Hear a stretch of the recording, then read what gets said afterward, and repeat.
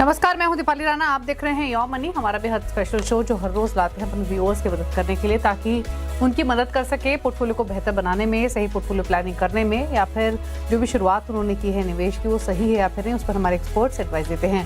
तो कोई भी आपकी इन्वेस्टमेंट रिलेटेड सवाल है, कोई कंफ्यूजन है, तो आप योर मनी पार्टिसिपेट कर सकते हैं। कैसे आप शामिल हो सकते हैं शो में, नोट कीजिए तरीका। आप व्हाट्सएप, ईमेल या सोशल प्लेटफॉर्म्स के थ्रू पार्टिसिपेट कर सकते हैं। व्हाट्सएप नंबर है 7045220000। yourmoney@w18.com हमारी ईमेल आईडी है। इसके अलावा आप अपने सवाल हमें सोशल प्लेटफॉर्म्स पर भेज सकते हैं। फेसबुक और एक्स पर जाएंगे तो अपने सवाल आप #AskAwazYourMoney लिखकर लिख भेजिए। आज आपके सभी क्वेरीज को आंसर करने के लिए फिनिक्स रिसर्च एंड एनालिटिक्स के फाउंडर प्रबलीन बाशी मौजूद हैं। प्रबलीन, नमस्कार, स्वागत है आपका। और इनफैक्ट क्वेरीज लेंगे, लेकिन उससे पहले बात करते हैं क्रेडिट कार्ड रिवॉर्ड्स की, कि क्या ये सही में एक स्मार्ट हैक है या फिर डेट ट्रैप है। क्योंकि क्रेडिट कार्ड्स एक ऐसा पहलू है इनफैक्ट हमारे फाइनेंसेस का, जो ज़्यादातर लोगों के ज़िंदगी से जुड़ा हुआ है। और एक रिवॉर्ड्स एक ऐसा कह सकते हैं कि लड्डू है प्रबलीन, कि जो चखता है काफ़ी बार पछताता भी है, और जो ना चखे उसको लगता है कि शायद क्रेडिट कार्ड होना चाहिए। रिवॉर्ड से तो फ्लाइट बुकिंग फ्री में हो जाती हैं, बहुत सारे परसेंटेज डिस्काउंट्स मिल जाते हैं। तो आपसे एक्चुअल में समझना चाहेंगे कि कितना जेन्युइन होते हैं ये रिवॉर्ड्स, या फिर ये एक डेट ट्रैप है। तो सबसे पहले तो बताइए, क्या कमेंट है आपका इस पर? नमस्कार दीपाली। आई थिंक आपने ऑलरेडी बहुत अच्छे से एक्सप्लेन किया है। या तो बहुत ज़्यादा लव इस लोग इसको प्यार करते हैं कि भई क्रेडिट कार्ड हमें रखना चाहिए, या फिर काफ़ी हेट भी करते हैं। तो थोड़े एक्सट्रीम व्यूज़ होते हैं दीपाली, ज़्यादातर हम क्रेडिट कार्ड्स को देखते हैं। एंड आई थिंक अगर इसको देखा जाए तो ये आग की तरह है। सो जो कंट्रोल्ड फायर होती है वो हमें बहुत हेल्प करती है। हमारी पूरी कुकिंग कंट्रोल्ड फायर से होती है। इंडस्ट्री में आप देखिए तो कंट्रोल्ड फायर कितनी चीज़ों में यूटिलाइज़ की जाती है। But at the same time अगर उसको काबू में ना रखा जाए, तो उसका बहुत ज़्यादा नुकसान हो सकता है। तो आई थिंक ये उन्हीं चीज़ों में है, जिसका अगर सही इस्तेमाल किया जाए, ऑप्टिमली यूटिलाइज़ किया जाए, तो I think as an individual हम अपने बहुत सारे जो यूसेज है पर्सनल फाइनेंस का, वहाँ पे हम इसका यूटिलाइज़ करते हुए डेफिनिटली बेनिफिट ले सकते हैं।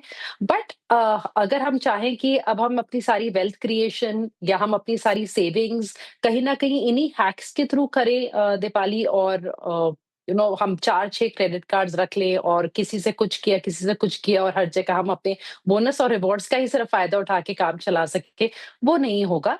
सो definitely controlled use point number 1। Second, कि मेरे ख्याल से समझते हुए, पूरी जानकारी रखते हुए आप इसका एक डिसिप्लिन से यूज़ करें, तो आई थिंक क्रेडिट कार्ड्स का यूसेज डेफिनिटली हमारी जो पर्सनल फाइनेंस का जो एस्पेक्ट है उसमें बहुत डेफिनिटली हेल्प कर सकता है। ओके। अच्छा प्रबलीन, फिर एक चीज़ बताइए, आपका सजेशन क्या है? क्रेडिट कार्ड रखना या नहीं रखना? रखना है तो डिसिप्लिन कितना इम्पोर्टेंट है, और अगर हम मिसयूज़ करते हैं तो उसके कॉन्सिक्वेंसेस क्या हो सकते हैं? और बेसिकली जैसे हमने शुरुआत में भी कहा कि जो रिवॉर्ड्स मिलते हैं वो एक्चुअल में कितने फ्रूटफुल होते हैं? जी। सो हम जब क्रेडिट कार्ड्स को यूज़ करते हैं दीपाली, सो बहुत सारे प्लेटफ़ॉर्म्स इन्वॉल्व्ड हैं, पीछे जो आपका बैंक है वो इन्वॉल्व्ड है। सो हर पूरे उस प्रोसेस में कहीं न कहीं हमारी एनुअल फ़ी के ज़रिए, या आपकी जो मर्चेंट फ़ी होती है उसके ज़रिए, जो एंटिटी है जिनका हम क्रेडिट कार्ड यूज़ कर रहे हैं, डेफ़िनिटली वो प्रॉफ़िट कमाते हैं। तो जब हमें कोई ऑफ़र दिया जाता है कि आप इतना परचेज़ क्रेडिट कार्ड पे कर लीजिए, इतना आपको छूट मिल रही है या कुछ आपको रिवॉर्ड्स मिल रहे हैं, तो डेफ़िनेटली वो जेन्युइन होते हैं, बिकॉज़ वो एक तरीके का उनने एक छोटा अमाउंट जो हमने स्पेंड किया है और जो वो अर्न करने वाले हैं, उसमें से थोड़ा-सा हमें पास बैक कर दिया एक तरीके से। तो अगर इसको सही मायनों में समझे तो डेफ़िनेटली ये एक तरीके का बेनिफिट होता है। But at the same time Deepali, मान लीजिए आज हमने ₹5000 की कहीं पे छूट ले ली एक क्रेडिट कार्ड को यूज़ करके, और सोचा कि गुड, मेरी ₹80,000 की चीज़ थी और मेरे को 5000 की छूट मिल गई through use of credit card. पर हमने मान लीजिए उस ₹80,000 जो हमें पे करने हैं बाकी के, हमने नहीं किए अगले महीने की तारीख तक, तो दीपाली वहाँ पे इसका नेगेटिव इम्पैक्ट आना शुरू होता है, बिकॉज़ जो स्टिपुलेटेड डेट होती है जब तक आपके क्रेडिट कार्ड्स की पेमेंट हो जानी चाहिए, वहाँ के बाद उस दिन के बाद से आपका एनुअली जो 30 टू 40% का बेसिकली उस पे इंटरेस्ट चढ़ना शुरू हो जाता है। तो आप ये मान लीजिए कि फॉर एग्ज़ाम्पल अगर 50,000 का आपने पे बैक नहीं किया टाइम पे, और हर साइकिल में वो घूमता चला गया और एक रोटेशन में आ गया एक तरीके के क्रेडिट के, तो फिर वहाँ पे आप 10 से 15,000 का तो उसपे सिर्फ इंटरेस्ट दे रहे होंगे शायद कुछ महीनों बाद। तो जो जितना आपको बेनिफिट मिला होगा, आप उसको टोटली खत्म कर देंगे। तो जो बेनिफिट होता है, जो आपको बोनस, रिवॉर्ड्स मिल रहे हैं, वो जेन्युइन है, बट उन्हीं लोगों के लिए जो उस चीज़ की पेमेंट टाइम पे कर पाएँ। तो यहाँ पे मेरे ख्याल से कुछ पॉइंट्स को ध्यान में रखना बहुत ज़रूरी है, कि अगर आप क्रेडिट कार्ड्स को यूज़ कर रहे हैं, तो आप 100% जो है अपनी पेमेंट वहाँ टाइम पे रखें, बिकॉज़ तभी आप उसका सही मायनों में यूज़ कर पा रहे हैं। वो पैसा आइडियली आपके पास होना चाहिए, और आप उसको डेबिट कार्ड ना यूज़ करके अपना क्रेडिट कार्ड यूज़ कर रहे हैं कि चलिए मैं 10-15 दिन बाद जब तक आपकी डेट है, आप पे कर देंगे। तो एक फैसिलिटेशन मिल जाती है, और प्लस जैसे कि यहाँ पे ज़्यादातर बोनस या रिवॉर्ड्स होते हैं, उस चीज़ का बेनिफिट उठा सकते हैं। पर ऐसा नहीं होना चाहिए कि आपके पास एक्चुअली वो पैसा नहीं है और आपने एक फ्यूचर इनकम का अपना सपोर्ट लेके आज में खर्च दिया। वो कहीं न कहीं एक नेगेटिव आपको स्पाइरल में लेके जा सकता है। तीसरा दीपाली, कि यहाँ पे ना बहुत ज़्यादा हर चीज़ पे कि मेरे को 5,000 का यहाँ कुछ एक्स्ट्रा बेनिफिट मिल रहा है, कहीं पे 4,000 का मिल रहा है, उस चक्कर में हमने अपनी स्पेंडिंग को एक्सीड नहीं करना है। बिकॉज़ कहीं न कहीं थोड़ी-सी ग्रीड भी आ जाती है, कि चलिए एक और ऑफर है तो मैं ले लूँ। तो ये नहीं होना चाहिए कि आप 6 या 10,000 की शॉपिंग करने गए और आपने 20-25,000 की कर ली, जस्ट बिकॉज़ थोड़ा और कुछ खरीदने पे आपको रिवॉर्ड्स बेटर मिल रहे थे। तो इन सारी चीज़ों का ध्यान रखते हुए, स्पेशली जो इसका इंटरेस्ट रेट पेमेंट है, वो बहुत ज़्यादा अधिक होता है। उसका ध्यान रखते हुए अगर हम इसको यूज़ करें, तो हम छोटी-मोटी सेविंग्स कर सकते हैं। अपने लिए हम थोड़ा-सा रीपेमेंट का टाइम भी बढ़ा सकते हैं, जब तक आपकी डेट नहीं आती है क्रेडिट कार्ड की पेमेंट की। तो डेफिनिटली वो बेनिफिट्स हैं, बट अगर आप नेगेटिव एक बार स्पाइरल में चले गए, देन दीपाली, और आपने सिर्फ मिनिमम पेमेंट्स आपने हर बार किए। कई लोगों को ये भी थोड़ा-सा लगता है कि हमने मिनिमम जो अमाउंट था वो अगर कर दिया है, तो हम कंफर्टेबल है, हमारे ऊपर इंटरेस्ट नहीं लगेगा। वो भी एक बहुत बड़ा मिथ है। तो मान लीजिए आपको 5,000 आपका मिनिमम अमाउंट है और आपकी पेमेंट थी 1,00,000 की, आपने 5,000 दे दिए, तो भी बचे हुए पैसे पे आपका इंटरेस्ट लगता रहेगा। तो ये बहुत ज़रूरी है कि आप इन छोटी बारीकियों को समझ के ही क्रेडिट कार्ड को यूज़ करें। और एक फाइनल कमेंट आपका प्रॉब्लम इसी टॉपिक पर, हालांकि आपने काफ़ी डिटेल में एक्सप्लेन किया हमारे व्यूअर्स को, कुछ टिप्स जो उनको फॉलो करनी है अगर क्रेडिट कार्ड यूज़ कर रहे हैं तो? मेरे ख़्याल से दीपाली, एटलीस्ट जो मैं अपने लिए यूज़ करती हूँ, वैसे मेरे पास तो एक ही है, पर कई लोगों को अच्छा लगता है कि डिफरेंट चीज़ों के डिफरेंट, तो आप प्रोबेबली 2 क्रेडिट कार्ड तक रख सकते हैं। एक तो बहुत ज़्यादा क्रेडिट कार्ड होंगे तो आपको ना थोड़ा डेट्स का कन्फ्यूजन रहेगा कि किसकी कब मतलब टाइम आ गया पेमेंट का, तो आपका कहीं न कहीं अगर छूट गया पे करना, तो आपके क्रेडिट स्कोर को भी वो थोड़ा-सा डैमेज कर सकता है। तो उस चीज़ का आप ध्यान रखिए, और क्रेडिट स्कोर अगर आप इम्प्रूव करना चाहते हैं दीपाली, तब भी आप एक्चुअली क्रेडिट कार्ड्स को रख सकते हैं, और आप अपनी पेमेंट अगर टाइम पे करते हैं, तो वो आपके स्कोर को बेटर करता है। तो आपके दोनों तरीके से वो काम करेगा। दूसरी चीज़ जो आपको ध्यान रखनी चाहिए, कि आप एक्सीड ना करें। सी आइडियली जितनी आपकी पेइंग कैपेसिटी है, आप उसको एक्सीड करने के लिए क्रेडिट कार्ड को मत यूज़ करिए। आपके पास उतना आपका परचेज़िंग पावर होनी चाहिए, पैसा होना चाहिए, और आप सिर्फ़ ईज़ ऑफ ट्रांज़ैक्शन के लिए कुछ एडिशनल बेनिफिट्स के क्रेडिट कार्ड को यूज़ करें, उसमें कोई बुराई नहीं है। तो वो पॉइंट नंबर 2 है। तीसरा दीपाली, मान लीजिए कि आपने मिनिमम पेमेंट आपके पास थी और आपके पास बाकी पैसा नहीं था और आपके ऊपर इंटरेस्ट लगने वाला है, तो एटलीस्ट आपको उस चीज़ को ईएमआई में कन्वर्ट करना चाहिए। अदरवाइज़ क्या होगा, पूरी रकम पे ही आपके वो इंटरेस्ट लगता रहेगा, जो बहुत ज़्यादा बड़ा अमाउंट बन सकता है। तो एटलीस्ट आप उसको ईएमआई में कन्वर्ट करिए। ऑल्दो वहाँ पे भी रेट्स हाई रहते हैं, बट ओवरऑल जो एनुअल चार्जेज़ होते हैं, उससे कंपैरेटिवली आपको थोड़ी बेटर डील मिल सकती है। चौथा दीपाली, कि हमेशा अपने क्रेडिट कार्ड की जो भी मैक्सिमम लिमिट होती है ना, उसको कोशिश करिए कि उसको पूरा यूटिलाइज़ करके मत चलिए। थोड़ा-सा स्कोप रखिए। मान लीजिए आपके पास 2 लाख की लिमिट है, तो आप कोशिश करिए कि आप 30-40% ही उसको यूज़ करेंगे। अगर थोड़ा अधिक भी करना चाहते हैं, तो आप 50% पे अपने आप को वहाँ स्टॉप कर लीजिए। उससे आपका क्रेडिट स्कोर भी अच्छा रहेगा, और अगर कल को कोई इमरजेंसी पड़ी और आपको यूज़ करने की ज़रूरत पड़ी, तो भी आपके पास कम से कम थोड़ा स्कोप रहेगा। और उसके अलावा अपने खुद के यूसेज पैटर्न को दीपाली देखते हुए मेरे ख्याल से आपको कार्ड लेना चाहिए, कि मतलब आप ज़्यादा ट्रैवल के लिए यूज़ करते हैं उस कार्ड को, या ऑनलाइन शॉपिंग के लिए, बिकॉज़ डिफरेंट कार्ड्स डिफरेंट चीज़ों को फैसिलिटेट करते हैं। तो अगर आप उसका थोड़ा ध्यान रख के अपने लिए एक आइडियल उसी तरीके के कार्ड ढूँढेंगे, तो आपको ज़्यादा बेनिफिट्स हो सकते हैं। सो आई थिंक ये ओवरऑल चीज़ें हैं जिनका ध्यान रखें, एंड ऑब्वियसली बिना डिसिप्लिन के, जो पुराना एक कहावत है कि भई जितनी चादर है उतना ही पैर पसारा जाए। तो आप अपने फ्यूचर इनकम से आज स्पेंड करके मत चलिए। सिर्फ इसको एक कन्वीनियंस के लिए क्रेडिट कार्ड्स को आप यूज करिए अपने लिए। तो चलिए, बहुत इंपॉर्टेंट बातें बताइए, इनको फॉलो कीजिए। क्रेडिट कार्ड यूज करना गलत नहीं है, बट तरीका सही होना चाहिए, अप्रोच ठीक होनी चाहिए, ताकि वो आपके फाइनेंसेस को बेहतर बनाने में मदद करे, ताकि बिगाड़ने में। बात करते हैं व्यूअर से। पहले व्यूअर अजय हमारे साथ कनेक्टेड है हिमाचल प्रदेश से। अजय नमस्कार, बताइए क्या सवाल है आपका। मैम मैंने 30,000 की सिप की हुई है और मेरे पोर्टफोलियो वैल्यू है 10,80,000। ओके। और मैम मैंने अभी थोड़ी सिप में चेंज की है अपनी ना, तो मैंने 7 सिप की हुई है मैंने। ठीक है, प्राग पारिक में 9, बताएं प्लीज। प्राग पारिक में 9,000, कोटक मल्टी कैप में 6,000, मोतीलाल ओसवाल मिड कैप 6,000, बंधन स्मॉल कैप में 5,000, नास्डैक 100 जो इंटरनेशनल फंड है उसमें 2,500, और एक है मेरे पास HDFC सिल्वर फंड, वो उसमें है 1,500। ओके, तो आपका गोल क्या है? 15 साल में मैम कम से कम 2 करोड़। ओके, 2 करोड़ का लक्ष्य है 15 सालों में। 11 लाख की पोर्टफोलियो की वैल्यू और 30,000 के सिप है। प्रबलिन फंड्स के इन्होंने अपने नाम बताए, 3,000 ईच डाल रहे हैं, 10 फंड्स हैं, बताएं क्या करें।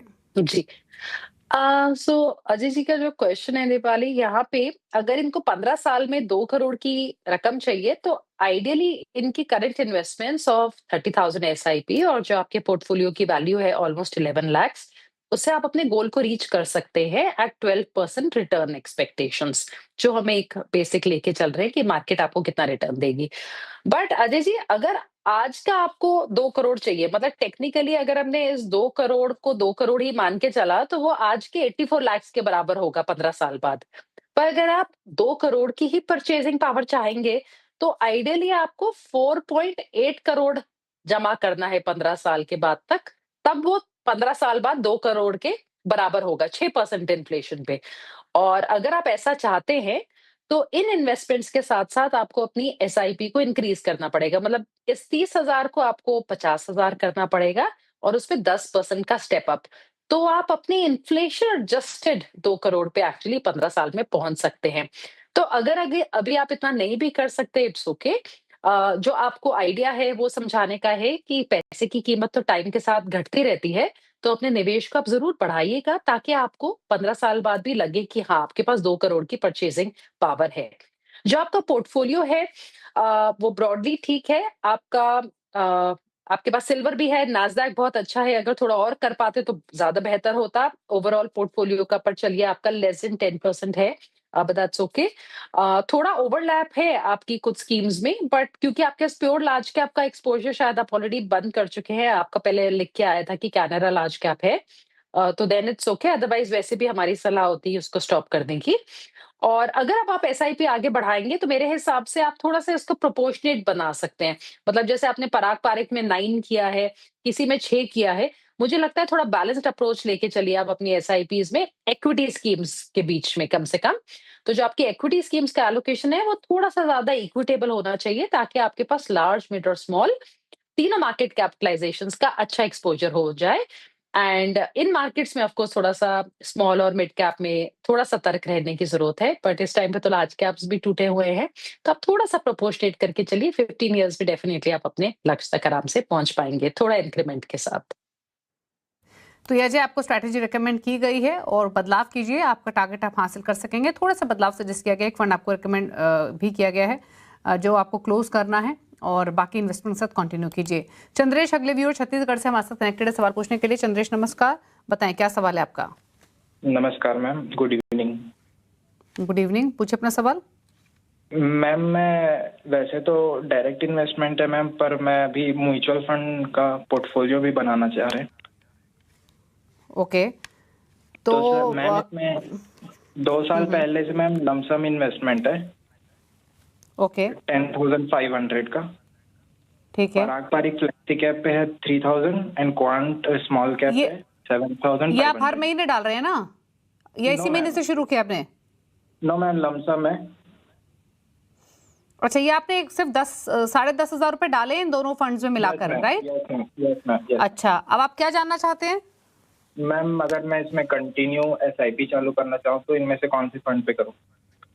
और मैम अगर मिड कैप फंड ऐड करना चाहूँ तो कौन सा करूँ? नहीं तो मुझे ये बताइए, आपने फिलहाल तो 10,000 10,500 डाले हैं दोनों फंड्स में, तो जो एसआईपी करेंगे वो कितने अमाउंट की करेंगे? इक्वल अमाउंट की कर सकते हैं? Yes ma'am, 2000 approx. तो आप 2,000 रुपए महीना डालना चाहते हैं अब हर महीने अगले 20 सालों के लिए, और ये 10,500 आपने ऑलरेडी दो फंड्स में डाले हुए हैं, correct? Yes ma'am, yes ma'am. ठीक है। आपकी एज कितनी है चंद्रेश? मैम 23। ओके, तो आप अभी काम कर रहे हैं या आप स्टूडेंट हैं? Ma'am student. ओके, ठीक है। तो प्रवीण बताइए इनके लिए क्या सजेशन? बहुत अच्छी बात है कि ये स्टूडेंट उसके बावजूद भी थोड़ी रकम बचाकर निवेश कर रहे हैं, 2,000 रुपए, which is good enough, at least start कर रहे हैं। तो बताएं इनको 10,500 ऑलरेडी डाले हुए हैं दो फंड्स में, जिसमें पराग पारिक फ्लेक्सी कैप 3,000 डाले हुए हैं, क्वांट स्मॉल कैप पे 7,500। ये 2,000 के सिप कहाँ शुरू करें अगले 20 सालों के लिए? सबसे पहले तो दीपाली इनके टारगेट की बात करते हैं। शायद ये 20 साल में 1 करोड़ की रकम चाहते हैं, और अगर ऐसा है तो इनको जितना इनने अभी निवेश कर रखा है 10,500 का, ऑलमोस्ट एक्चुअली उतनी ही एसआईपी करने की जरूरत होगी अगर ये 20 इयर्स में 1 करोड़ अचीव करना चाहते हैं। सो चंद्रेश, आई मीन आप बहुत यंग एज में स्टार्ट कर रहे हैं, तो तकरीबन आपको 10,000 की ही एसआईपी की ओवरऑल मंथली रिक्वायरमेंट है टू रीच 1 करोड़।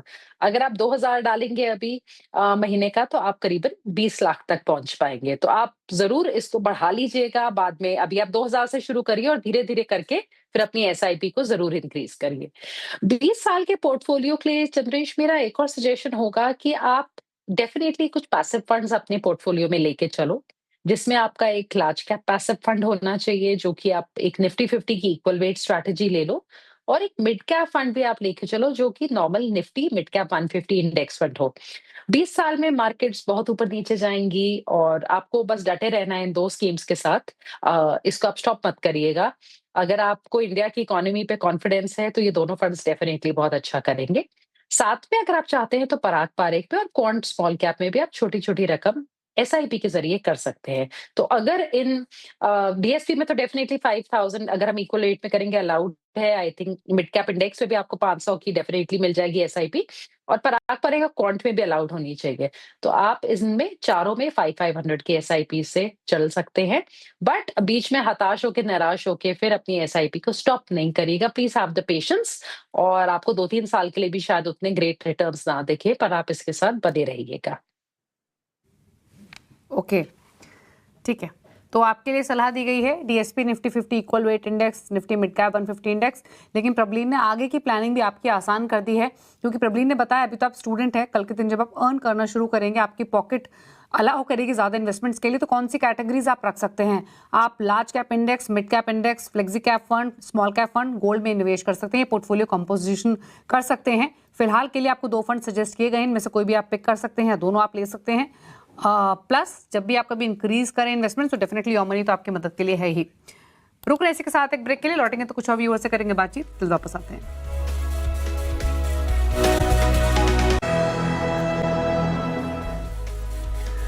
आप देख रहे हैं योर मनी। प्रबलीन वाजपेयी हमारे साथ बनी अभी क्वेरीज को आंसर करने के लिए। बात करते हैं अब हिना के पोर्टफोलियो की। इनका बैंगलोर से इनका क्वेश्चन है और इनके हस्बैंड कनेक्टेड है सवाल पूछने के लिए। बताइए क्या सवाल है आपका? अपने वाइफ का पोर्टफोलियो दिया है, उसमें 5 फंड नोट डाउन किए। उसमें 66,000 की एसआईपी चल रही है। तो उसमें बताइए कि मेरा एक से मतलब 10 से 15 साल का व्यूज है, मिनिमम 10 साल का। तो एग्जिस्टिंग मैंने पोर्टफोलियो भी बताया, इसकी वैल्यू 40 लाख। तो उसमें जो एडिट किए पोर्टफोलियो, ये म्यूचुअल फंड सही है गलत है? मतलब उसमें कुछ चेंज करना चाहिए, क्या करना चाहिए?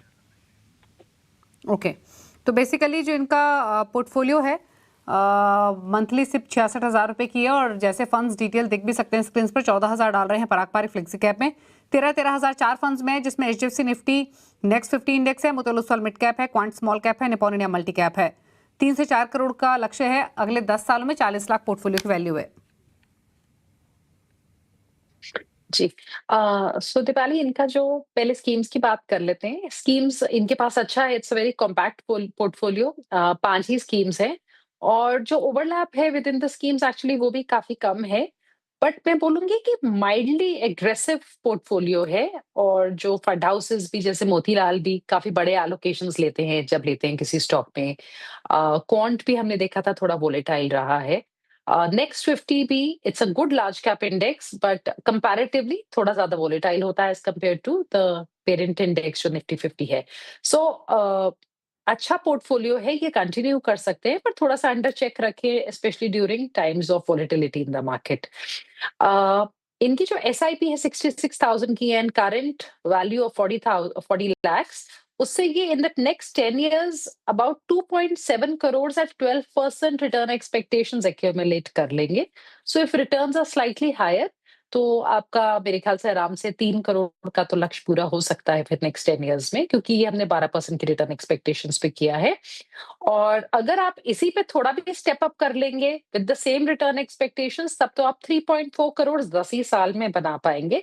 But as you just mention कि आप 15 साल तक भी एक्सटेंड कर सकते हैं, तब तो आपका पोर्टफोलियो काफी अधिक हो सकता है and you will reach 4 to 4.5 crore in the next 15 years। तो पोर्टफोलियो क्लीन है। थोड़ा सा ओवरलैप है लार्ज कैप्स में, दैट्स ओके एंड थोड़ा सा बीच में मेरे ख्याल से aggressiveness is higher but overall अच्छा पोर्टफोलियो है, आप कंटिन्यू कर सकते हैं अगर आपका risk appetite is towards high. Okay, चलिए, तो ये सलाह आपके लिए दी गई है आपके पोर्टफोलियो को लेकर, हीरा के पोर्टफोलियो को लेकर। 2.25 करोड़ के आसपास का कॉर्पस आप इकट्ठा कर लेंगे और वैसे पोर्टफोलियो बेहतर है, इसी पोर्टफोलियो में बने रहे, टाइम टू टाइम मॉनिटर करते रहे, ये सजेशन है। निधि अगली व्यूअर हमारे साथ कनेक्टेड है सवाल पूछने के लिए। निधि नमस्कार, बताएं क्या सवाल है आपका। जी, मैंने अपना पोर्टफोलियो भेजा है तो मुझे जानना है कि 10 साल में मेरा 2 करोड़ का गोल हो सकता है या नहीं। ओके, इनका पोर्टफोलियो मैं बता देती हूँ। इनका ICICI Pru large and mid cap में निवेश है, बंधन स्मॉल कैप में, एचडीएफसी मिड कैप अपॉर्चुनिटीज में और निपॉन इंडिया मल्टी कैप में। चारों में 4-4 हज़ार नीचे डाल रही हैं। लमसम इन्वेस्टमेंट है लगभग 7.5 लाख की पारंपरिक फ्लेक्सी कैप में, 6 लाख की निपॉन इंडिया मल्टी एसेट में, 4,20,000 की एचडीएफसी बैलेंस एडवांटेज में, ICICI Pru equity and debt में 4.5 लाख। यानी टोटल जो पोर्टफोलियो की वैल्यू इस समय वो 36-37 लाख की है। 10 साल का होराइजन है। बताइए क्या सजेशन। जी, निधि भी nice to speak with you. Women investors आपके तो हमेशा अच्छा लगता है शो पे। आपकी 16,000 की एसआईपी है, लमसम आपकी 36.7 lakhs है और आपने शायद मेंशन किया है कि आप कुछ इंक्रीमेंटल इन्वेस्टमेंट भी कर सकती हैं, अबाउट 20 की ये आपका आया था। तो अगर वो आप डाल पाएंगी तब आप डेफिनेटली अबाउट 2.1 करोड़ जमा कर लेंगे इन the next 10 years assuming 12% returns. अगर 12% का रिटर्न लिया तो 10 साल में आप अपना 2.1 करोड़ बना लेंगे। थोड़े भी रिटर्न्स एक्स्ट्रा आपको मिले तो आपका हायर अमाउंट भी एक्सीड हो सकता है। आपके पास जितने फंड्स हैं ना, आपने कुछ लमसम में लिए हैं, वो सारे अच्छे हैं। लमसम के फंड्स आपने लमसम वाले ही लिए हैं, बहुत अच्छी चॉइस है आपकी इनफैक्ट। और आपने जो एसआईपी के लिए लिए हैं वो ज्यादा ग्रोथ ओरिएंटेड, थोड़े ज्यादा एग्रेसिव है। तो चॉइस आपकी बहुत अच्छी है, मेरे ख्याल से आप इन्हीं में बने रहिए। और जो आपके पास एडिशनल अमाउंट है निवेश का वो आप प्रोपोर्शनेटली इन्हीं में ऐड करिए। पर जब आप स्मॉल कैप, मिड कैप और मल्टी कैप में अगर ऐड करें एडिशनल इन्वेस्टमेंट तो उसको आप पहले लिक्विड फंड में रख के एसटीपी के थ्रू करिएगा। तो वहां पे थोड़ी सी एवरेजिंग हो सकती है in case there is a correction, तो आप उस चीज का बेनिफिट उठा सकते हैं। तो उसके अलावा ओवरऑल पोर्टफोलियो इज गुड और जो आपकी इंक्रीमेंटल इन्वेस्टमेंट है अगर वो आती है तो डेफिनेटली आप 2.1 करोड़ रीच कर जाएंगे इन द नेक्स्ट 10 years। तो ये सलाह आपको दी गई है, अकॉर्डिंगली आप अपने स्ट्रैटेजी बना सकते हैं। और जैसे आपको बताया गया है, जैसे प्रबलीन ने क्लियरली निधि आपको बताया है कि 2 करोड़ से ज़्यादा की राशि आप इकट्ठा कर पाएंगी। और जो आपका एग्जिस्टिंग जो इन्वेस्टमेंट है बस उसको आपको टाइम टू टाइम मॉनिटर भी करना बहुत इंपॉर्टेंट है, कंसिडरिंग जो टाइम होराइजन आप लेकर चल रही हैं। अच्छा, एक चीज़ और आपसे जानना चाहेंगे, अब जो एग्जिस्टिंग पोर्टफोलियो है उसमें जैसे इन्होंने बताया कि इनके पास टोटल 4 फंड्स हैं। इन केस अगर ये एलोकेशन इंक्रीज करती हैं या फॉर नेक्स्ट 10 years कर सकती हैं तो इन्हीं 4 फंड्स में एलोकेशन बढ़ाएं या कोई नई कैटेगरी भी ऐड करें। जी दीपाली, अगर एसआईपी इंक्रीज करना चाहते हैं तो इनका आईसीआईसीआई लार्ज मिड है, बंधन स्मॉल है, एचडीएफसी का मिड है, निपॉन का मल्टी है। ये चारों फंड्स बहुत अच्छे हैं from an SIP point of view. थोड़ा सा मेरा डेफिनेटली मन है कि कुछ इंटरनेशनल एक्सपोजर या गोल्ड पोर्टफोलियो में ऐड हो सके, पर इस टाइम पे इंटरनेशनल एक्सपोजर हमें म्यूचुअल फंड्स के थ्रू इजीली मिल नहीं रहा है और गोल्ड भी आप छोटी एक एसआईपी डाल के लॉन्ग टर्म के लिए रख सकते हैं, कहीं ना कहीं डॉलर डिनोमिनेटेड एसेट है तो बेनिफिट करेगा। और जो आपकी लमसम वाली इन्वेस्टमेंट्स हैं वो भी ऑलरेडी अच्छी हैं, पर उनमें एसआईपी चलाने की जरूरत है। सो दीपाली, मेरे ख्याल से जहां पे एसआईपी जा रही है उनमें एसआईपी जब भी आप इंक्रीज करें 10% से या कुछ भी इंक्रीमेंटल एसआईपी करें तो आप इनमें कर सकते हैं। एंड क्योंकि इनके पास दीपाली ऑलरेडी जो लमसम इन्वेस्टमेंट्स है उसके थ्रू एक अच्छा लार्ज कैप का एलोकेशन बन रहा है, इसलिए मैंने अलग से लार्ज कैप फंड डालने की अभी सलाह यहाँ पे नहीं दी है। ओवरऑल क्लीन और अच्छा पोर्टफोलियो है डिफरेंट फंड हाउसेस द्वारा इनका। ओके, चलिए, तो ये सलाह आपके पोर्टफोलियो को लेकर दी गई है निधि। अब बात कर लेते हैं प्रबलिन के टॉप 4 फंड्स के। प्रबलिन, बताएं आपकी चॉइसेस क्या हैं? दीपाली, इस बार मैंने थोड़ा सा डिफरेंट किया है, मैंने इंडेक्स फंड नहीं सजेस्ट किया। मैं हमेशा बोलती हूँ, so this time it's HDFC flexi cap, जो एक फ्लेक्सी कैप फंड है, one of the good funds in the flexi cap space. दूसरा है आईसीआईसीआई का equity and debt fund. ICICI again काफी क्रेडिबल फंड हाउस है, ये उनके एग्रेसिव हाइब्रिड कैटेगरी का फंड है। डीएसपी का value fund, DSP value fund का कुछ हमें 10 से 15% इंटरनेशनल एक्सपोजर भी मिलता है, और इनका भी अच्छा और मेरे ख्याल से काफी एक जिसको बोलेंगे बैलेंस सा पोर्टफोलियो है, because they been able to move into थोड़ा कैश और आर्बिट्राज में भी मूव कर जाते हैं जब रिक्वायरमेंट होती है। एंड निपॉन का मल्टी कैप जो हमें थोड़ा सा एक एग्रेसिव पोर्टफोलियो देता है, बिकॉज इसमें लार्ज कैप तो है ही है, उसके साथ मिड और स्मॉल में हमेशा 25% ईच हमें बना के चलना है। सो ये 4 फंड्स हैं, इनको आप कॉम्बिनेशन में चाहे मत करिए, आप अपने फंड में जहां पे आपको रिक्वायरमेंट है उस हिसाब से आप डाल सकते हैं, अपने रिस्क एपिटाइट और अपने इन्वेस्टमेंट गोल्स को ध्यान में रखते हुए। तो उस चीज का ध्यान रख के ही फिर आप कहीं निवेश करिएगा, अपनी ड्यू डिलिजेंस करना जरूरी है। ओके, तो ये रहे प्रबलिन के टॉप 4 फंड्स आपकी स्क्रीन पर। आप पोर्टफोलियो भी क्रिएट कर सकते हैं इन सभी फंड्स के साथ लॉन्गर टर्म के पॉइंट ऑफ व्यू से। थैंक यू प्रबलिन, शो में आने के लिए और सभी क्वेरीज को आंसर करने के लिए। इसी के साथ योर मनी में इतना ही। ब्रेकफास्ट पर भी खबरें जारी। नमस्कार।